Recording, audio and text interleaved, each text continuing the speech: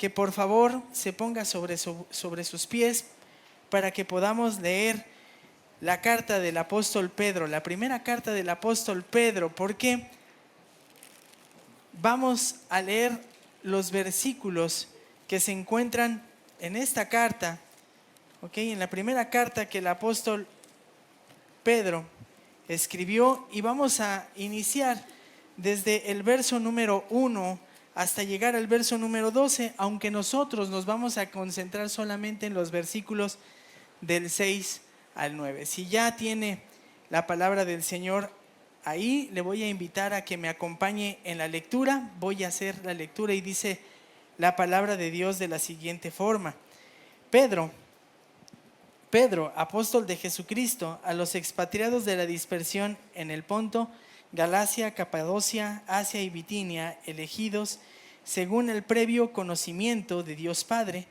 por la obra santificadora del Espíritu, para obedecer a Jesucristo y ser rociados con su sangre, que la gracia y la paz os sean multiplicadas.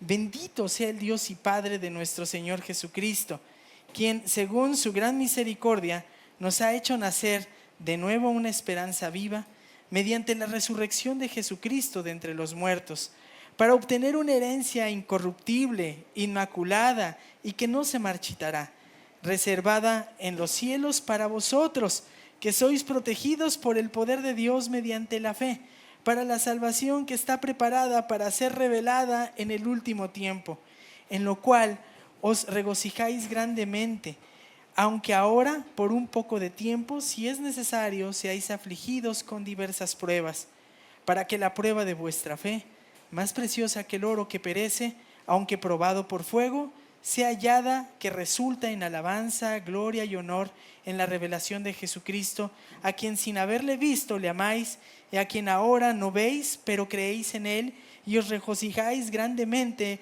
con gozo inefable y lleno de gloria, obteniendo como resultado de vuestra fe la salvación de vuestras almas. Acerca de esta salvación, los profetas profetizaron de la gracia que vendría a vosotros, diligentemente inquirieron e indagaron, procurando saber qué persona o tiempo indicaba el Espíritu de Cristo dentro de ellos, al predecir los sufrimientos de Cristo y las glorias que seguirán. Aquellos les fueron revelado que no se servían a sí mismos, sino a vosotros, en estas cosas que ahora os han sido anunciadas mediante lo que os predicaron y el evangelio del Espíritu Santo, enviando del cielo cosas a las cuales los ángeles anhelan mirar. Vamos a orar. Padre y Señor que estás en el cielo, te agradecemos profundamente que nos concedas conocerte, que nos concedas buscarte, que nos des la oportunidad y el privilegio de abrir tu palabra para estudiarla.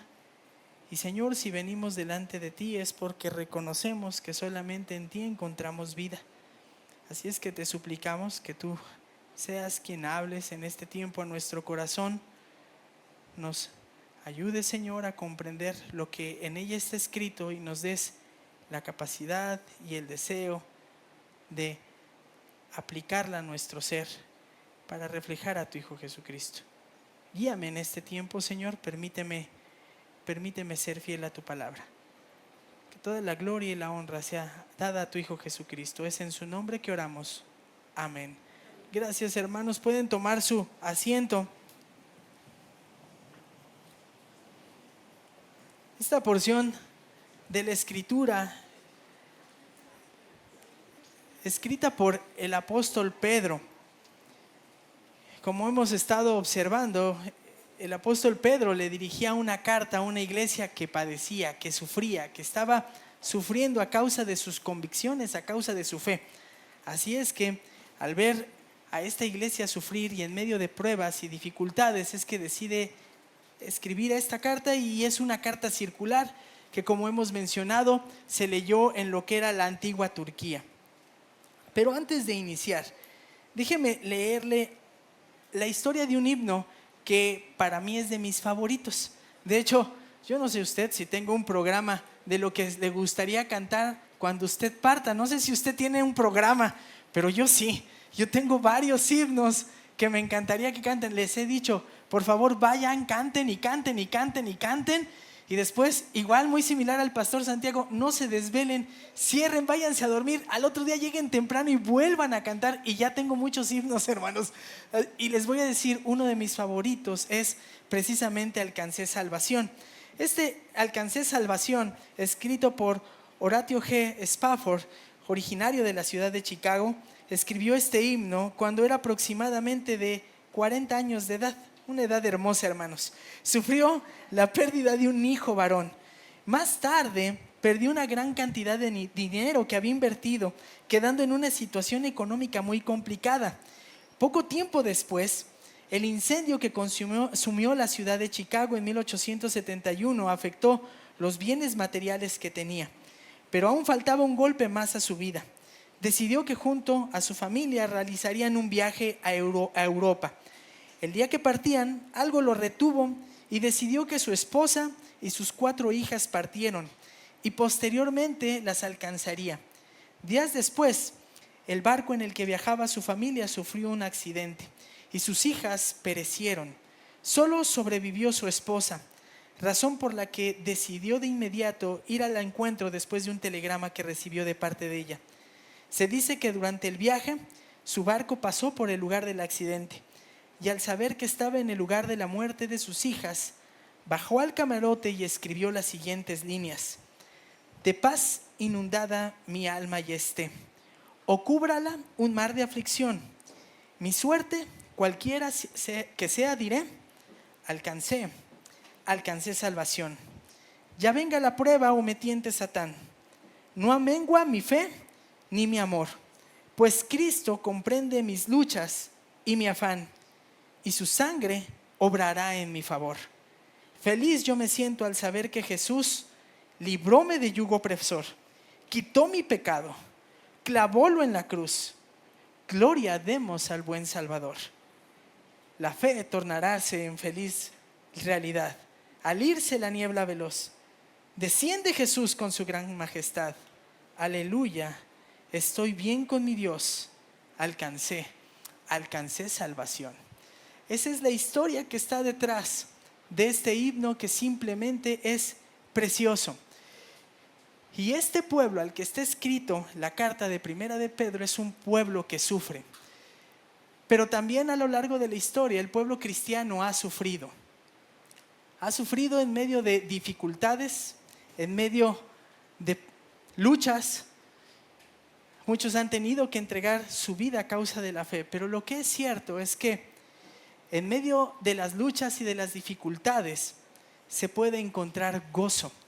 La sección que hoy vamos a estudiar, versículos del 6 al 9, en esta sección Pedro describe el gozo que disfrutan los cristianos sin importar las circunstancias que vivan. Nuevamente, si usted y yo leemos los versículos del 6 al 9, vamos a encontrar que Pedro describe el gozo que disfrutan los cristianos sin importar las circunstancias que viven. Así es que si quiere un título de lo que hoy vamos a ver es el gozo del cristiano. Y la gran pregunta que vamos a hacernos es: ¿usted experimenta este gozo? ¿Usted es capaz de vivir este gozo? Porque no es una opción. Le tengo una noticia: no es una opción vivir con gozo.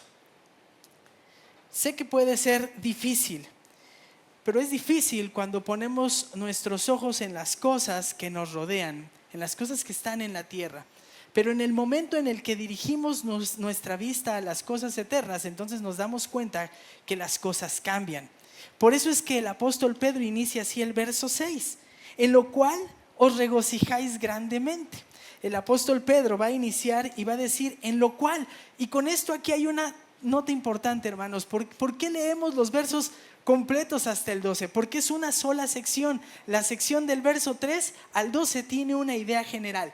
Y lo que nosotros observamos en los versos 3 al 5, ahí Pedro afirma que aquellos que han puesto su fe en Jesús, Dios les concede vida y les concede la certeza de recibir una herencia eterna en los cielos.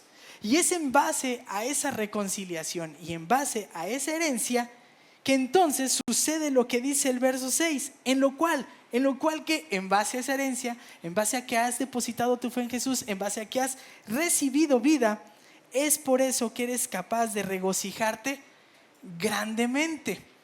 Y esto es algo hermoso. No se trata, hermanos, este regocijo, esta alegría, no se trata de una alegría o de una felicidad forzada, que está sustentada en cosas pasajeras, terrenales. No, el gran regocijo al que hace mención el apóstol Pedro es particular. ¿Sabe por qué es tan particular? Es tan particular como la palabra que se nos traduce. La palabra que se nos traduce como regocijo, ¿sabe cuántas veces aparece en el Nuevo Testamento? Aparece solamente 11 veces. Y si es tan particular es porque es especial.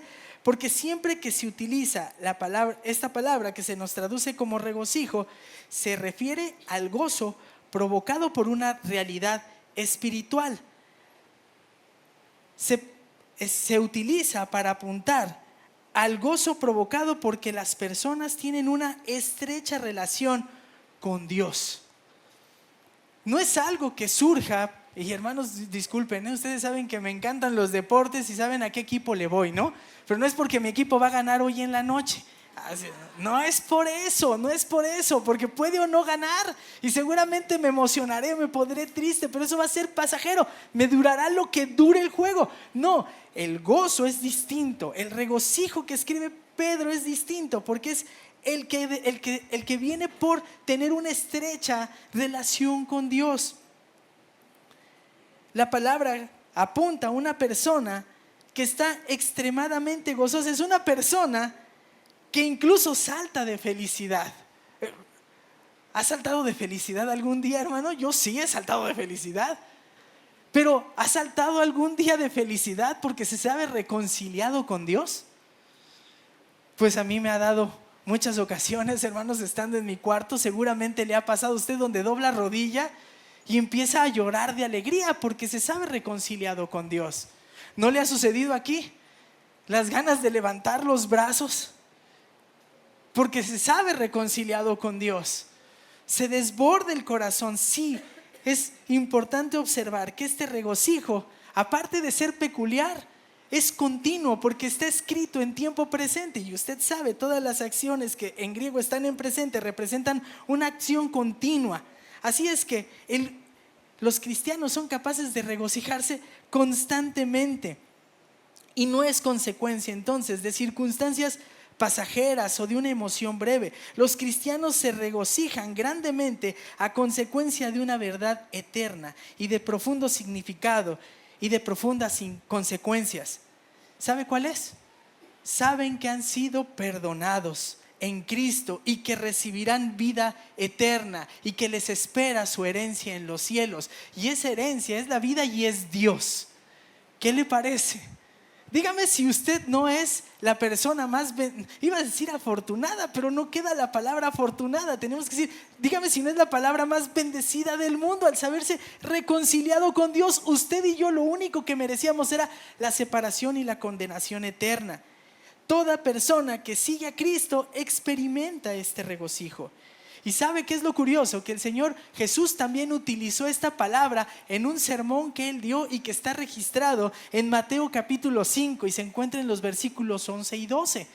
En esos versículos 11 y 12, en el verso 12 dice: regocijaos y alegraos porque vuestra recompensa en los cielos es grande. Pero lea lo que dice el verso 11.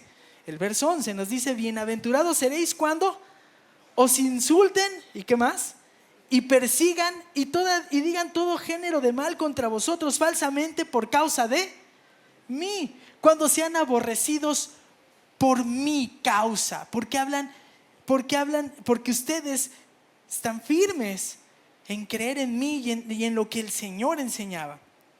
El mismo Señor Jesús sabía y alentó en ese momento a sus discípulos a vivir con gozo en medio de una sociedad que sería hostil. Y esta es una enseñanza que solo pueden comprender los creyentes. ¿No le ven medio raro luego? Y le dicen: ¿por qué estás tan feliz y me has platicado que tienes problemas? ¿No le han dicho esto? ¿Por qué estás tan en paz? ¿Por qué no tienes miedo a que te corran del trabajo? ¿Por qué no tienes miedo a los resultados del médico? ¿Por qué no tienes miedo a presentar el examen? ¿No les ha pasado? Pues estoy tranquilo porque sé que mi mayor problema se ha solucionado. Cristo me ha reconciliado con el Padre. Murió por mí, se entregó por mí, subió a la cruz. Qué hermoso es ver esta gran realidad bajada a nuestra vida diaria. Dios me ha reconciliado. Pero solamente la pueden comprender los creyentes, y a veces aún a nosotros como creyentes nos es difícil aceptarla. ¿De verdad se puede vivir con gozo en medio del dolor como el que experimentaban estos hermanos? Estaban siendo perseguidos y algunos asesinados, ver a sus familias sufrir. Pues el apóstol Pedro dice que sí. Y dice después, en el cual os regocijáis grandemente, aunque ahora, por un poco de tiempo, si es necesario, seáis afligidos con diversas pruebas. Y cuando da esta frase el apóstol Pedro, está anunciando la importancia de que viva el cristiano, el creyente, con gozo en medio de las pruebas. La palabra clave de esta segunda parte del versículo 6 es pruebas. Observe, en lo cual os regocijáis grandemente, aunque ahora, por un poco de tiempo, si es necesario, seáis afligidos con diversas pruebas. Toda la descripción está apuntando a las pruebas. Y la palabra que ahí se nos traduce como prueba es una que también aparece en la carta a Santiago, en el capítulo 1, versículo 2. Tened por sumo gozo, hermanos míos, el que os halléis en diversas pruebas. ¿Y sabe qué es la peculiaridad? Que esta palabra prueba también puede ser traducida de otra forma. Sí sabe cuál, ¿verdad? Usted lo sabe, lo conoce. Se puede traducir como prueba o como tentación. Esta palabra que se traduce como prueba también puede ser traducida como tentación. ¿Por qué? Bueno, la idea de traducirla como prueba es poner a otro en un examen para conocer su verdadera naturaleza o carácter. Este examen puede producir aflicción, pero es de origen externo a la persona. No tiene origen en la naturaleza pecaminosa del hombre, en las concupiscencias, diría el autor de la Biblia. No está ahí. ¿Está claro? Cuando se traduce así como prueba. Pero cuando se traduce como tentación, la idea de la tentación es la prueba que tiene el propósito de hacer que la persona tropiece, que surja a consecuencia de la concupiscencia, de la debilidad que está en el interior. Hermanos, esto es algo, qué hermoso es el griego, ¿verdad? Porque una sola palabra tiene todo este concepto. Yo le diría, no se detenga a ver, ¿esto es prueba o es tentación? No se ponga a discutir con eso, mejor atienda y que lo que se presente en su vida sirva para su edificación. Siga adelante madurando en la fe. Entonces, como ya lo vemos, las pruebas que los hermanos experimentaban no eran problemas menores. Es una referencia a las persecuciones que tenían encima.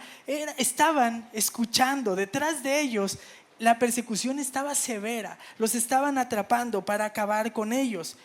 Y en base a estas pruebas, el apóstol Pedro va a afirmar 4 cosas. Y lo primero que va a decir es que las pruebas son, ¿ya vio? Aunque ahora, por un poco de ¿qué? Por un poco de tiempo. Cuando usted está en la prueba, lo que menos piensa es que duran poco tiempo, ¿no? Se hace como el tiempo extra de un partido de fútbol. Para el que está bajo la presión se siente eterno, ¿no? Y para el que está encima se va como agua. Y uno dice, ya que acabe. Bueno, hermanos, esto es mucho más grande.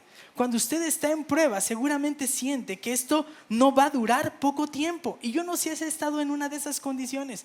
Déjeme decirle que hace 13 años, en un fin de semana falleció mi tío y falleció mi abuelita materna y un tío paterno. Y ya que habíamos terminado todo eso, de ir a los sepelios y ir a los sepelios, y ya estaba ese domingo en mi cama recostado, entra una llamada y me avisan, tu otro tío, el otro hermano de mamá, acaba de tener un accidente y está muy grave en la Cruz Roja. Y le platico esto porque creo que a usted le ha pasado. Y salí muy en la madrugada, tomé mi bochito, en ese tiempo traía un bochito, y cuando me subo al carro, hermanos, me puse a orar y nada más me acuerdo que dije, Señor, ayúdanos. Ya es mucho, pero algún propósito tienes. ¿No le ha pasado estar en algo así? que parece que en lugar de salir y de desahogar, se acumula la presión y es una tras otra. Bueno, pues Pedro dice, pues es por un poco de tiempo, es por una temporada corta. Esto pasará rápido, pero cuando está uno ahí en el problema no lo observa. Y hermano, no es que Pedro esté intentando minimizar los problemas, pero lo que sí hace es decir, no te enfoques en el problema. Esta prueba es pasajera. Pon tu vista en las cosas que eternas, en aquello que va a llevar toda la eternidad. Pero hay otra cosa más acerca de la prueba. Aunque ahora, si es que necesario, ¿ya se fijó? Si es por un poco de tiempo, si es necesario. Y la pregunta aquí que nos tenemos que hacer, ¿es necesaria la prueba? ¿Usted qué piensa? ¿O usted es como yo?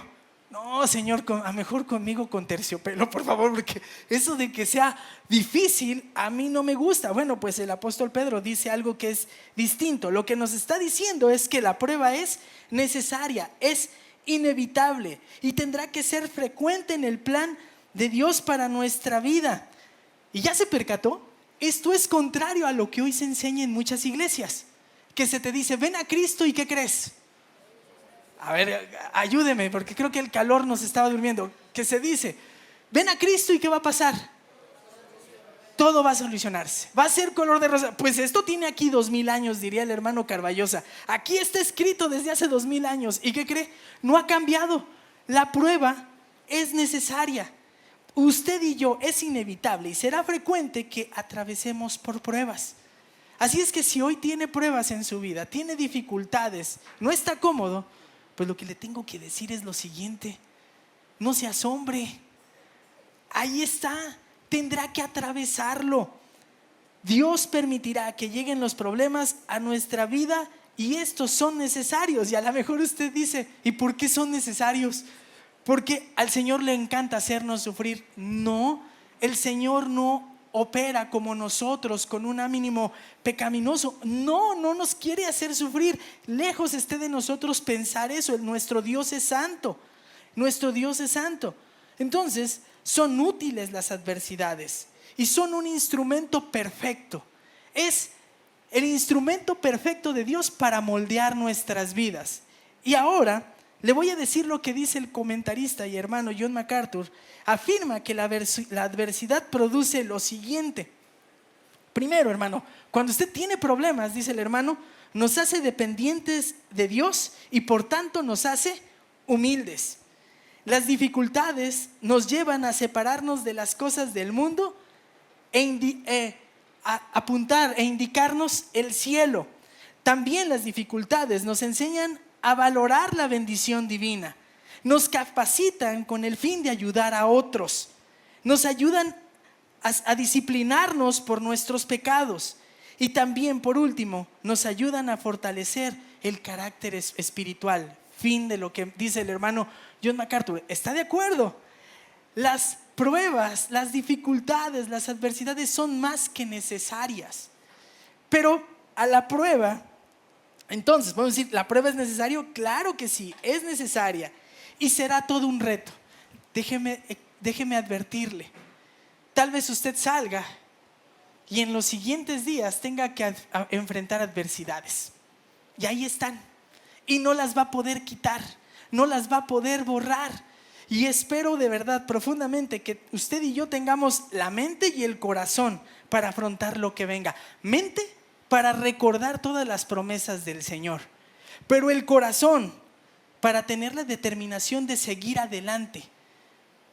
Este es un compromiso de mi parte con Dios para ir hacia adelante y seguir sin vacilar, porque adversidades habrá.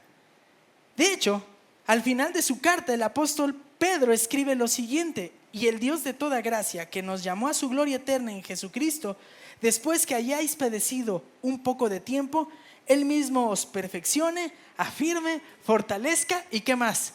Y establezca. Primera carta de Pedro 5:10. Esto sabía Pedro y ¿sabe qué? Esto sabemos nosotros. Así es que en lugar de hacerle mala cara a las pruebas, recíbalas y véanlo como una bendición de Dios a través de lo cual va a obrar en su vida. Pero hay algo más acerca de la prueba. La prueba, como tercer aspecto de ella, es útil para ser afligidos. Y Pedro, con un corazón pastoral, dice: sí, la prueba es dolorosa, no es fácil. La prueba provoca dolor, causa tristeza. De hecho, la palabra que ahí se traduce como ser afligido es como si alguien fuese arrojado a la tristeza. ¿No se ha sentido así en medio de alguna prueba? ¿Desconsolado? ¿No se abate el cuerpo? Claro que sí. ¿No produce incluso dolor físico? ¿No experimenta uno angustia mental, congoja, desilusión y ansiedad? Claro, el apóstol Pedro sabía claramente que esto ocurriría. Así es que esté listo, porque eso se va a presentar. Es ineludible en nuestras vidas. Pero hay algo más acerca de la prueba. La prueba también se va a presentar de diferentes tamaños, colores y sabores, porque dice: para que seáis afligidos con diversas. ¿Y sabe qué es lo peculiar? Que la palabra diversas literalmente sería de diferentes colores. Y esto me recordó cuando usted decide que va a pintar su casa o va a pintar algo y dice: lo quiero pintar de azul, y va a la tienda de conveniencia, ¿no? Va a la Comex y entonces: ¿me das un galón de pintura azul? Y uno dice: pues ahorita me va a dar el azul celeste, ¿no? El de la máquina, aunque no le voy a la máquina, ¿no? Pero de la máquina, ¿no? Y resulta que dicen: ¿cuál azul? Y te dan la paleta de colores y es un montón, y uno dice: uy, no, pero es que este está más verde que azul. ¿No le aparece eso? Pues así son las pruebas. Así son las pruebas. Vienen en diferentes tamaños y presentaciones, porque cada uno de nosotros somos totalmente ¿qué? Diferentes, hermanos. Usted no batalla con lo que batallo yo. Así es que vienen de muchas dimensiones, pero así como hay diferentes pruebas, también así de abundante es la gracia para que usted resista la prueba y yo la resista. Dice el apóstol Pablo en 1 Corintios 10:13: no ha sobrevenido ninguna tentación que no sea común a los hombres, y fiel es Dios, que no permitirá que vosotros seáis tentados más allá de lo que podéis soportar, sino que con la tentación proveerá también la vía de escape, a fin de que podáis resistirla. Hermano, no está abandonado, no está desprotegido del Señor, siempre está en el hueco de su mano. Ocupémonos de saber que la prueba es ineludible y que hay la gracia necesaria para afrontarla y seguir adelante, sea lo que sea, pero tomados de la mano del Señor. El comentarista J.H. Howitt escribió lo siguiente: nunca esperé encontrar una fuente en un desierto tan poco prometedor. Saber que hay gracia para afrontar la tentación es como encontrar agua en el desierto. El Señor está con nosotros, y eso se lo dice el apóstol Pedro. ¿A quién? Se lo dice precisamente a los cristianos. Así es que, como puede ver, Pedro describe el gozo que disfrutan los cristianos sin importar la circunstancia que vivan. Y dice: y el gozo del cristiano no está sujeto o no es producto de las circunstancias, es producto de saberme reconciliado con Dios. La pregunta que le tengo que hacer y que me tengo que hacer yo es: ¿está viviendo con gozo? Es notorio que usted y yo vivimos con gozo en medio de las adversidades, y mire que son difíciles, y mire que son complejas. A veces nos cuesta trabajo seguir adelante, sentimos que no podemos más, pero cuando venga a su mente eso, recuerde que el Señor está con usted, que Él está en medio de estas circunstancias. Pero tienen un propósito las pruebas, tienen un propósito. Vean lo que dice el verso número 7: para que la prueba de vuestra fe, más preciosa que el oro que perece, aunque probado por fuego, sea hallado que resulte en alabanza, gloria y honor en la revelación de Jesucristo. Déjeme decirle lo siguiente: el apóstol Pedro va a decir: para que la prueba de vuestra fe. Nada más que aquí hay una diferencia. La palabra que se nos traduce aquí como prueba no es la misma que se utiliza en griego en el final del verso 6. Son dos palabras diferentes. Son dos palabras distintas. Pedro afirma que nuestra fe, que ha de ser comprobada la veracidad de nuestra fe, que nuestra fe tiene que pasar y debe ser comprobada su veracidad. La palabra que ahí se utiliza como prueba se usa para describir el análisis de un metal, lo que utiliza con el oro. Se lo voy a explicar de la siguiente forma. Prueba en el verso 6 apunta al examen y prueba en el verso 7 es el resultado final del examen. ¿Sí quedó claro? Son dos cosas, son dos palabras diferentes. Y el propósito de Dios al permitir las pruebas consiste no en ver si somos creyentes o no, si hay una fe genuina en nosotros, no, Él ya sabe, Él ya lo conoce, pero consiste en confirmar la realidad de nuestra fe, y el que se convence, ¿sabe quién es? El creyente, el propio creyente. Después de tantos años, viviendo tantas cosas, usted ve que persevera y sigue adelante y no ha dejado a Cristo, a pesar de que la vida incluso es, le voy a decir algo, pero no se espante, agarre si alguien se quiere parar, tengo una mala noticia. Si usted cree que ser cristiano es fácil, le voy a decir algo. Eso es mentira. Ser cristiano es difícil. La vida del cristiano es más difícil que la de cualquier persona. ¿Sabe por qué? Porque simplemente mantenerse fiel a Dios con lo que el Señor, con lo que le agrada al Señor en un mundo caído, es bien complicado. Nos llaman radicales, ortodoxos. Nos dicen que somos ratones de iglesia, que estamos locos, anticuados, y en ocasiones, usted no me va a dejar mentir, prefieren a otros porque pues sus convicciones están dispuestas a ser, sus principios y sus convicciones son movibles. ¿Está de acuerdo o no? Ser cristiano es complicado, es difícil. Pero cuando uno pasa las pruebas, estas aflicciones, estas dificultades, uno termina diciendo, sí, si sigo fiel no es por mí, es por la obra que Dios hizo en mí hace muchos años, que me mantengo fiel a lo que Él pide. Y en efecto, la fe ha de ser probada. Y resulta que, dice el verso número 7, acompáñeme, para que la prueba de vuestra fe, más preciosa que el oro que perece, aunque probada por fuego, sea hallada que resulte en alabanza, gloria y honor en la revelación de Jesucristo. Y aquí Pedro está describiendo un proceso de purificación que la audiencia y nosotros entendemos perfectamente. Nosotros sabemos que para limpiar las impurezas del oro es necesario meterlo ¿en dónde, hermanos? Refinarlo, meterlo al fuego. Y es curioso, para que la fe del creyente sea refinada es necesario meterla al fuego de manera figurada. ¿Qué, hermanos? ¿Cuál es el fuego? A las pruebas. Es bien fácil decir que soy cristiano cuando todo va bien. Cuando todo va bien es fácil decir soy creyente y me mantengo fiel. Pero la historia nos ha mostrado que cuando viene la adversidad, mucha gente nominal en la iglesia, ¿qué sucede con ella, hermanos? Terminan huyendo, apostatan y niegan el nombre de Jesús, se van. ¿Está de acuerdo?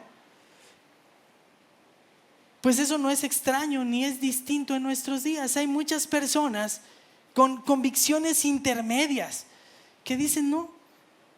Cuando viene la dificultad, lo primero que hacen es abandonar la fe. Son aquellos de la parábola del sembrador que no son buena tierra. ¿Se acuerda? Que crecen entre pedregales. ¿Se acuerda? Ahí está. Pero lo curioso es esto. Pedro contrastó la fe con el oro. Y hermanos, el que sepa de metales y de joyería sabe que el oro es de los metales más hermosos y ¿qué? Y preciosos y caros. Pues hay algo que es más costoso y más precioso que el oro.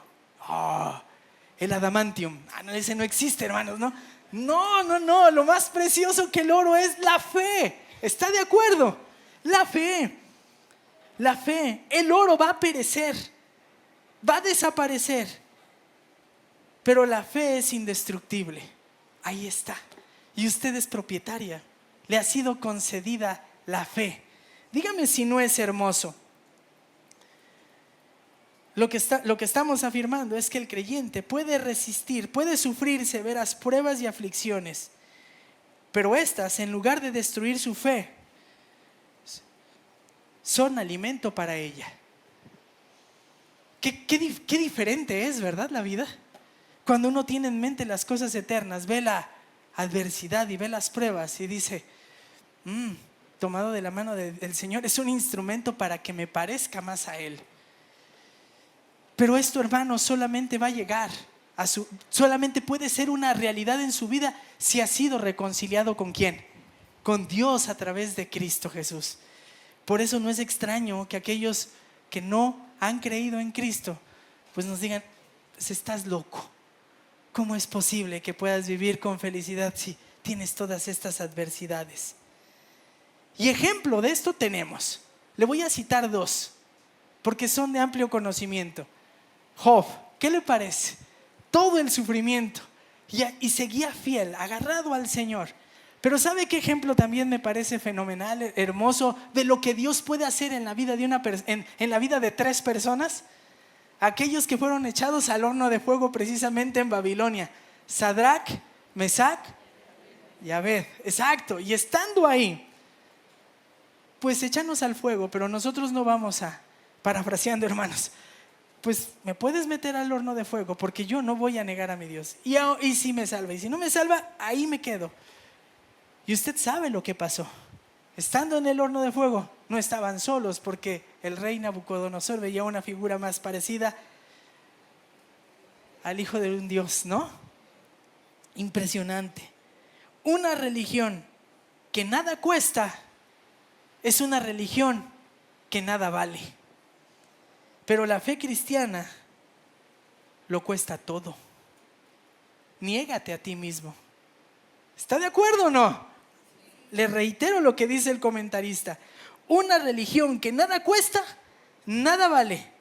La fe cristiana lo cuesta todo. Todo. No hay reservas para el que es hijo de Dios. Lo entrega todo. Y después el verso 7 dice, para que la prueba de vuestra fe, más preciosa que el oro que perece, aunque probado por fuego, sea hallada que resulta en alabanza. La fe necesita ser probada para que el resultado sea hallado de 2 maneras. Inicialmente, cuando alguien es fiel en medio de la prueba, lo que desata es que el nombre de nuestro Señor sea exaltado debido a su manifestación en el sufrimiento de ellos. ¿No le ha tocado eso? Ver sufrir o padecer sufrimiento y que alguien le diga, ¿y cómo te encuentras tan bien? Y uno se voltea y dice, pues yo no he hecho nada. Si hoy estoy fortalecido es porque quien me ha concedido la capacidad de permanecer firme es ¿quién? Es Dios. Gloria al Señor. ¿No le ha tocado? ¿No le han comentado lo mismo? ¿No le han dicho lo mismo? ¿No usted lo ha expresado? ¿Y cómo es posible que puedas tener tanta calma en esta circunstancia? No lo sé, el Señor me concede su paz que sobrepasa todo mi entendimiento. No lo sé. Y entonces uno termina diciendo, gloria a Dios, ¿no crees? Gloria a Dios. Gloria a Dios. Pero esa es una de las maneras en que se halla el resultado. Pero realmente a lo que apunta este texto en esta parte es en lo siguiente. Agárrese del asiento, no se me vaya a caer, porque le voy a decir algo que tal vez le va a sorprender. El énfasis no está en elogio hacia Dios. ¿Sabe hacia quién está dirigido el elogio aquí? El énfasis está en el elogio que Dios les hace a aquellos que han vivido fielmente a través de la prueba de la fe. A ver, ahí le va otra vez.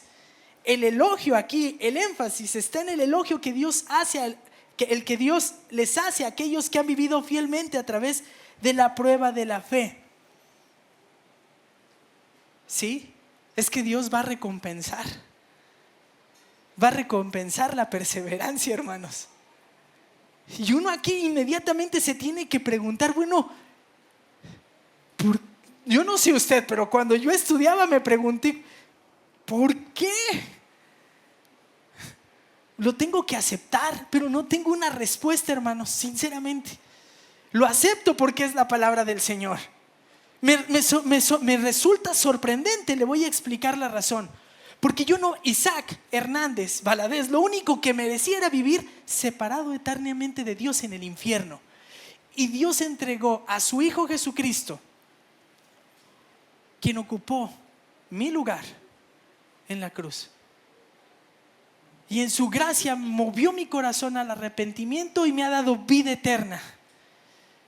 Y todavía el Señor va a dar una recompensa por mi perseverancia y fidelidad.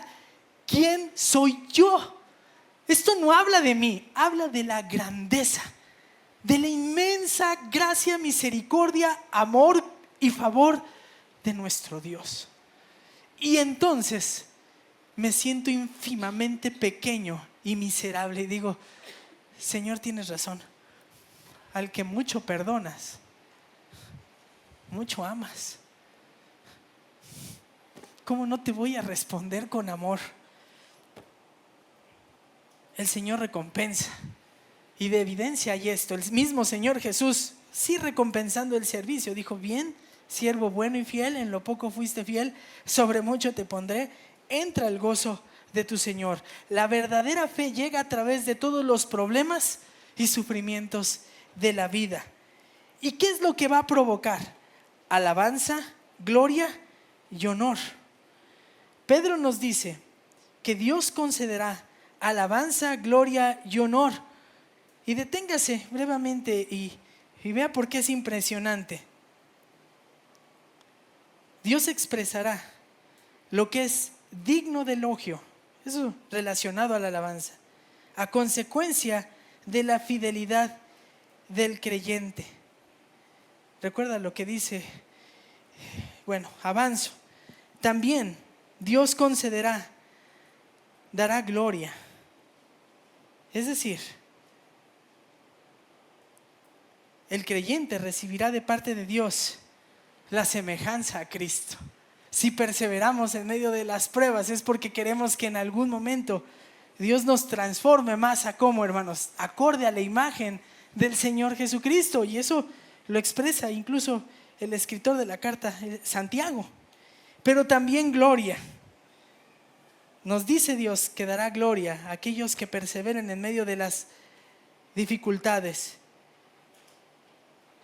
Y recibirán gloria, es decir, el creyente recibirá de parte de Dios la semejanza plena, completa, total de Cristo. Pedro afirma que recibirán honra, refiriéndose a las recompensas que Dios dará a los creyentes debido a su servicio a Él. ¿No le parece impresionante?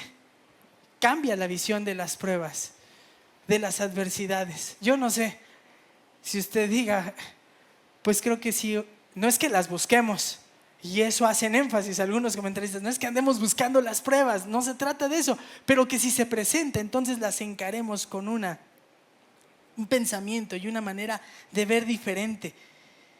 La fe que salva y sus buenas obras resultan en el elogio divino. Y Dios entonces lo que va a hacer es dar un reconocimiento a aquellos que viven fielmente. ¿Por qué? Por su gracia y misericordia, hermanos. No tengo más. Tal alabanza lo único que hace es demostrar la generosidad de nuestro Señor. ¿Qué le parece? Bendición sobre bendición. ¿Cuándo sucederá esto? Verso 7. ¿Cuándo sucederá esto? Sucederá esto en la revelación. ¿De quién? De Jesucristo. Yo espero me siga acompañando. ¿Cuándo sucederá esto? En la revelación de Jesucristo. Nos seremos recompensados en el momento en que Jesús retorne por su iglesia. Y es curioso, ¿no? Porque todos aquellos que el mundo rechazó y que menospreció por ser cristianos, por buscar a Dios, por regirse bajo los principios divinos, serán exhibidos claramente como los hijos de Dios y serán recompensados y serán reconocidos de manera pública. Y esto simplemente es sorprendente. Ahora acompáñeme al verso número 8. A quien sin haberle visto le amáis, y a quien ahora no veis, pero creéis en él, y os regocijáis grandemente con gozo inefable. ¿Sabe? El verso número 8 nos recuerda lo siguiente: que los creyentes que recibieron esta carta no habían visto al Señor Jesús. Saben que es real y saben que es digno de confiar, digno de su confianza, pero jamás le vieron. Y le voy a hacer una pregunta. ¿Usted también cree que el Señor Jesús es real? ¿Y usted también cree que el Señor Jesús es digno de confianza? Y cree en Él. Y no le ha visto. Tal vez nuestras pruebas y dificultades no son tan difíciles como las de estos hermanos, pero entonces seguramente podemos recibir el mismo consuelo. ¿Está de acuerdo o no? No lo he visto, pero creo en Él. No lo he visto, pero confío en Él. Habían expresado su fidelidad a Cristo, aún sin haberle visto. ¿Y sabe qué hay de hermoso en esto? No solamente lo que dice, sino de quién viene. Les dice, ustedes han sido fieles, se mantienen fieles a Él. Y lo dice Pedro, aquel apóstol que estuvo con el Señor Jesús cerca de 3 años y que en un momento crucial de su vida se dio. Pero ¿sabe qué es lo maravilloso? Sabemos que Pedro, en la maravillosa bondad del Señor Jesús, fue perdonado, como seguramente usted y yo hemos sido perdonados, y fue restaurado. Y este hombre reconoció su pecado y tomó la oportunidad de ser levantado para vivir fielmente hasta el último día de sus vidas. Y usted y yo sabemos cómo fue el fin de Pedro. Sí sabe, ¿verdad? Él corrió para no ser llevado con Jesús, pero en algún momento de su vida Él también fue crucificado. E incluso dijo, no me crucifiquen así, de cabeza, porque no soy digno de morir como murió mi Señor. Qué hermoso testimonio. Y este elogio es significativo, porque viene de alguien que reconoce que es necesario ser fiel. Y les dice, y ustedes son fieles, y a Él le aman, y han creído en Él.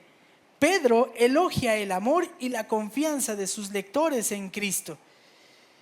En palabras de los comentaristas dicen lo siguiente: el que ama a Cristo no puede dejar de creer en Él, y el alma que cree no puede evitar amarlo. Fin de la cita. Nuevamente, el que ama a Cristo no puede dejar de creer en Él, y el alma que cree no puede evitar amarlo. La pregunta es, usted y yo creemos y le amamos, ¿verdad? Si usted y yo le creemos en Él y le amamos, esta es una obra que surge en Dios. Surge en Dios. Y que nos da la capacidad para afrontar lo que venga. Sí que hemos sido bendecidos. El Señor Jesús le dijo a Tomás, porque me has visto, Tomás, ¿creíste? Bienaventurados los que no me vieron y creyeron. Es importante entonces, hermanos, decir que aun cuando no le hemos visto, conocemos a Jesús por lo que dice la Biblia, lo cual describe a plenitud su persona y provoca nuestro amor en Él. No necesitamos que se nos presente, hermanos. El Señor Jesús está aquí, plasmado claramente. Y le amamos. Y cuando Pedro dice, no le han visto y le aman, esto tiene una cuestión bien peculiar. Porque la palabra que se nos traduce como amar nos apunta a lo siguiente, a la forma más noble de amar. Se trata del amor que mueve la voluntad, que es ocasionada, esta voluntad es movida. ¿Sabe por qué? Porque reconoce la gran obra del Salvador en su favor. Este entendimiento entonces provoca amor por Cristo, que se manifiesta en reverencia, en obediencia pronta y en determinación, hermanos, de seguirle a pesar de lo que sea. La comprensión de la persona y obra de Cristo debe mover de forma constante y permanente la voluntad del hombre, porque como se imaginará, amar está en presente y es un acto, es un hecho continuo. Así que el verdadero gozo fluye del amor por el Maestro. Si usted se pregunta, ¿por qué no me puedo sentir con gozo en medio de mis aflicciones? Tal vez una buena pregunta sería, ¿qué tanto amo al Señor Jesús? Ahora, hermano, entiendo y usted me comprende, porque a veces la dificultad es tan complicada que cuesta trabajo, ¿está de acuerdo? Pero debe haber un progreso, debe haber un avance constante. Pero lo que es una realidad es que el gozo está relacionado de manera directa con el amor que externamos a nuestro Dios, y por eso es que creemos en Él. Y vean lo que dice el verso 8: a quien sin haberle visto le amáis, y a quien ahora no veis, pero creéis en Él, y os regocijáis grandemente con un gozo inefable, lleno de gloria. Y es que, hermanos, este gozo produce un regocijo grande, un gozo inefable, lleno de gloria. El gozo cristiano, hermanos, el gozo cristiano no es producto de las circunstancias, pero ¿sabe? El gozo cristiano sí es producto de nuestra madurez en la fe. Cuando Pedro dice que es un gozo inefable, es un gozo que es superior al habla. ¿No le ha tocado? ¿No le ha sucedido? Está tan feliz de ver la respuesta y el actuar de Dios en su vida que no le alcanzan las palabras para poder expresar su gratitud. ¿No le ha sucedido eso? ¿No le ha dejado alguna vez el Señor sin palabras para confesar lo que hace? ¿O simplemente no ha reflexionado en algún momento, en alguna lectura donde ve su gran pecado y ve el perdón del Señor, y el Señor le quita?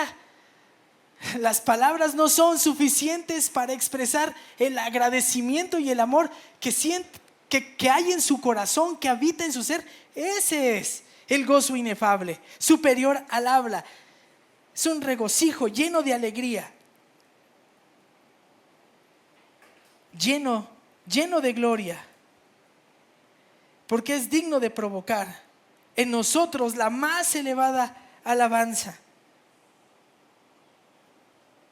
Cuando usted ve esto, usted entiende tal vez por qué Pablo y Silas en Hechos capítulo 16 están presos en la cárcel de Filipos por predicar a su Salvador.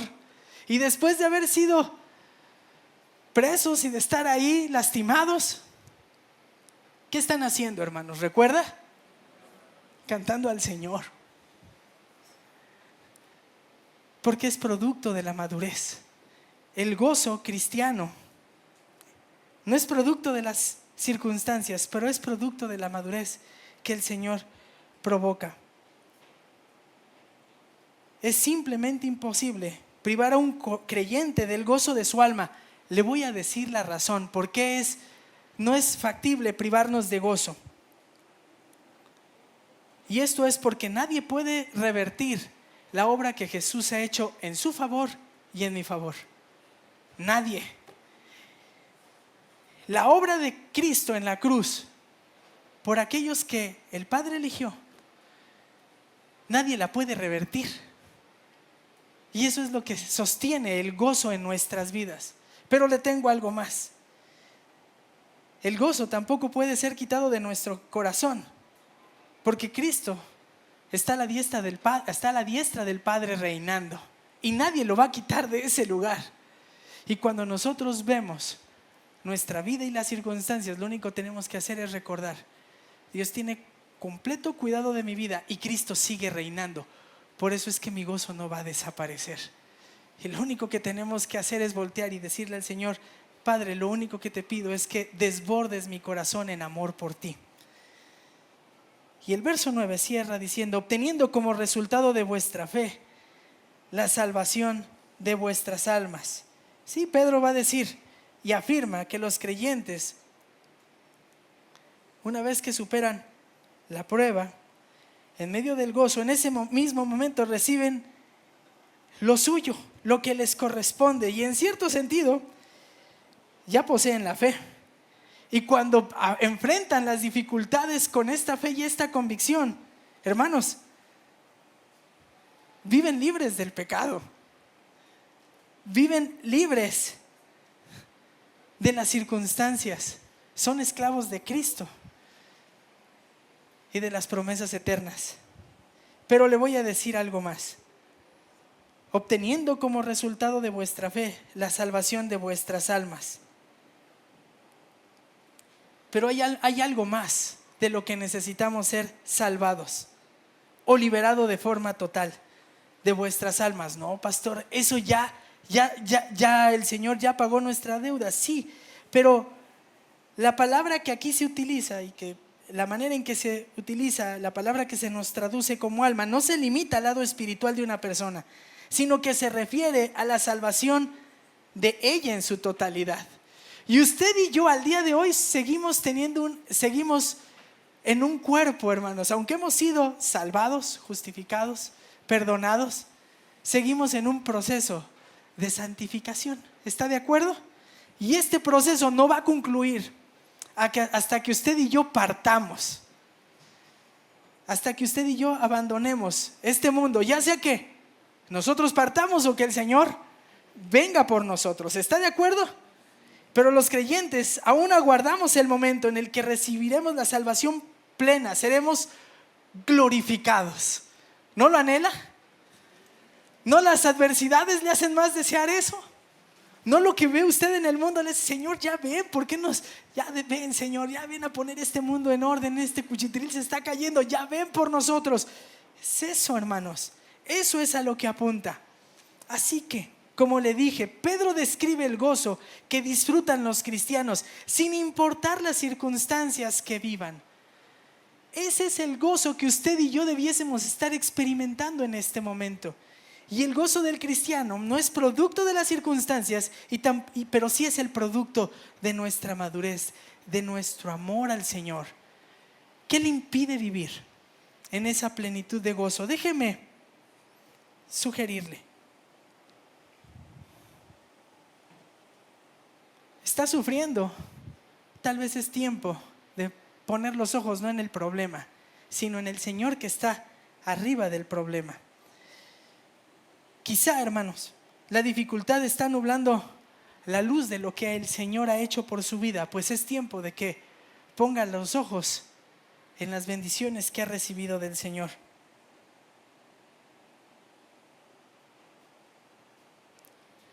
Observe todo lo que ha hecho el Señor por usted en su vida. Si lo ha hecho, hoy lo va a seguir haciendo. Está en el hueco de la mano del Señor. Y déjeme reiterarle, por difíciles que sean las circunstancias y las persecuciones que usted y yo enfrentemos, podemos alegrarnos en gran manera de la esperanza futura que nos espera. El Señor tiene guardada nuestra herencia. La salvación es segura, no se pierde. Déjeme decirle qué puede suceder cuando alguien vive en medio de circunstancias tan difíciles. ¿Ha oído este canto? ¿Cómo podré estar triste?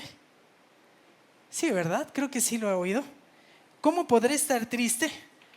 ¿Cómo entre sombras ir? ¿Cómo sentirme solo y en el dolor vivir? Si Cristo es mi consuelo, mi amigo siempre fiel, si aún las aves tienen seguro asilo en Él. Y después el coro dice, feliz, cantando alegre, yo vivo siempre aquí. Si Él cuida de las aves, cuidará también de mí. Qué fácil es decir, Dios tiene cuidado de las aves, ¿verdad? Pero qué difícil es decir, Dios tiene cuidado de mí. ¿Está convencido hoy que Dios tiene cuidado de su vida? Yo sí. La prueba el Señor la permite con un propósito. Y después el coro dice, nunca te desalientes. Oigo al Señor decir, y en su palabra fiado hago al dolor huir. A Cristo paso a paso yo sigo sin cesar, y todas sus bondades me da sin limitar. Siempre que soy tentado o que en la sombra estoy, más cerca del camino y protegido voy. Si en mí la fe desvaya y caigo en ansiedad, tan solo Él me levanta y me da seguridad. ¿Sabe quién escribió este himno? ¿Se lo cuento? ¿Quiere saber qué provocó este himno? Este himno fue escrito por una mujer canadiense y es un himno famoso. La inspiración de este himno nació en 1905 y la autora dice que su esposo y ella residían en Nueva York y allí formaron una gran amistad con una pareja de apellido Doolittle, verdaderos creyentes en Dios. La señora Doolittle había estado en cama durante casi 20 años. Su marido era inválido, incurable, que tenía que velar por sustento diario trabajando en silla de ruedas. Y a pesar de sus aflicciones, vivieron felices su vida cristiana, dando inspiración y aliento a todos los que conocían. Un día, mientras estábamos de visita con ellos, dice la autora, mi marido preguntó sobre el secreto de su fe para continuar adelante. La respuesta fue simple: Él tiene su vista puesta en las aves y sé que Él me mira también. La belleza de esta simple expresión de fe sin límites se apoderó de los corazones y encendió la imaginación de su esposo y la de ella, y escribieron así este himno. Hermanos, cuando usted y yo decidimos afrontar las pruebas y las dificultades teniendo en cuenta que nuestro gozo no depende de las circunstancias y que son un instrumento del Señor para hacernos crecer en la fe, seguramente seremos transformados y podremos dar testimonio. La invitación de hoy es que analicemos nuestras vidas y podamos identificar qué me impide vivir en el gozo del Señor, pero que usted decida hoy no irse igual y que decida corregir lo que tenga que cambiar, porque el del Señor le desea ver vivir de manera plena, tomado de la mano del Señor. Y vida plena no quiere decir alejado de los problemas, pero sí de la mano del Señor. ¿Le parece bien? Oremos. Padre, te damos gracias en esta mañana. Te amamos, te necesitamos. Lo sabemos, pero pasajes como este nos recuerdan nuestra inmensa necesidad de ti. Tan frágiles, las dificultades están y aparecerán, pero hoy venimos a ti y te rogamos, te suplicamos, Señor, que transformes nuestro corazón, que si hay algo que nosotros hemos atesorado y guardado que impide tu obra, la desarraigues de nuestra vida. Transfórmanos, Señor, y ayúdanos a tener la capacidad de, en medio de la adversidad, vivir pacientes, cabales, firmes delante de ti. Te rogamos, Padre, que hagas tu obra en nosotros, que nos ayudes a poner la vista en ti y en tus promesas, que provoques en nosotros madurez. Sí, Señor, no te mentimos, no lo podemos hacer, pero deseamos, todos los que estamos aquí, ser aprobados por ti. Deseamos, Señor, que te sientas orgulloso de nosotros. Si algo pudiésemos hacer, Señor, somos inútiles. Gracias, Padre, por tu amor. Te rogamos todo esto en el precioso nombre de nuestro Señor y Salvador Jesucristo. Amén.